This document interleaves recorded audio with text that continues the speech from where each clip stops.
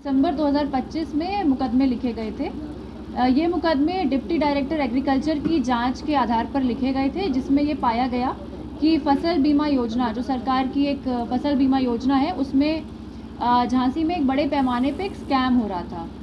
तो हमने जब ये टीमें गठित की दोनों ही थानों में, तो ये निकल के आया कि इसमें जो अभियुक्त गण हैं वो डिफरेंट रोल थे उनके। जैसे कोई था जो अपना फर्जी भूमि के कागज़ तैयार कर रहा था, कोई था जो अपने गाँव से करीब 10-10 लोगों को इकट्ठा करके उनके आधार कार्ड, उनके बैंक पासबुक लेके उसको कूट रचित तरीके से अपलोड करके फसल बीमा योजना के अंदर जो धनराशि प्राप्त होती है उसको फॉर्जरी के आधार पर प्राप्त कर रहे थे। इसमें जो कंपनी है इफ्को टोक्यो, उस पर ये कागज़ अपलोड किए जाते थे और सिंस ये सारे ही कागज़ फोर्ज थे, तो इनके जिनको ये सुविधा प्राप्त हो रही थी, जिन किसानों को, वो सारे ही फेक थे। इसमें सिर्फ 2-3 किसान थे जो जेन्युइन थे और बाकी जो भी धनराशि प्राप्त हो रही थी वो फेक लोगों को प्राप्त हो रही थी। तो जब हमारे संज्ञान में ये आया, टीम ने इस पर बेहतरीन काम किया। हमने सीडीआर एनालिसिस किया, हमने जालौन और झांसी दोनों में हमने छापेमारी की और हमें आज 3 अभियुक्तगण गिरफ्तार किए हमने।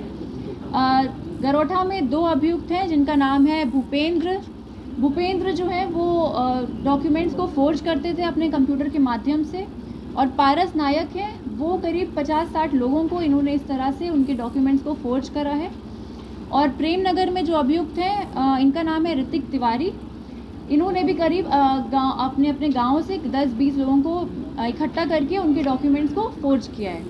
तो इन तीनों ही अभियुक्त को हमने गिरफ्तार कर लिया है और इन्हें न्यायालय के सामने पेश किया जा रहा है।